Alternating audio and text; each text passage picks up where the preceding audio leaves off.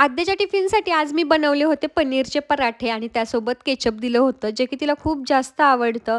ती स्कूलला गेल्यानंतर ना घरातली सगळी कामे आवरून घेतली. आता मी यावेळेस मसाल्याचे जरा मोठे पुडे आणलेले आहेत. म्हणजे जसं लागेल तसं काढते आणि फ्रीजमध्ये ठेवते. पण त्याची सांडासांड झाली माझ्याकडून. मग तेच क्लीन करून घेतलं. त्यानंतर ना मी हॉटेलवरती गेले. विकीने लगेच मला कटिंगवरती बसवलं. पण चाकू एवढा धारदार होता, की पहिला कट माझ्या हातावरतीच गेला. आता साबुदाणा भिजवलेला होता. मग घरी आल्यानंतर खिचडीच केली. आद्याला साबुदाणा खिचडी एवढी आवडते, की रोज ती टिफिनला साबुदाणा खिचडीच दे म्हणते.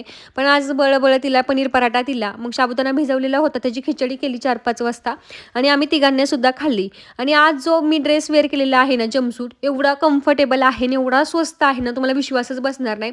मला वाटतच नव्हतं, की एवढ्या कमी किमतीमध्ये एवढा छान ड्रेस येईल. फक्त ₹350 याची जर लिंक हवी असेल तर कमेंट बॉक्समध्ये नक्की लिंक टाईप करा. आणि आज रात्रीच्या जेवणामध्ये एका पायाच्या कोंबडीचा म्हणजेच वांग्याचा बेत होता आणि दिवसाचा शेवट मस्त असं आईस्क्रीम खाऊन झाला.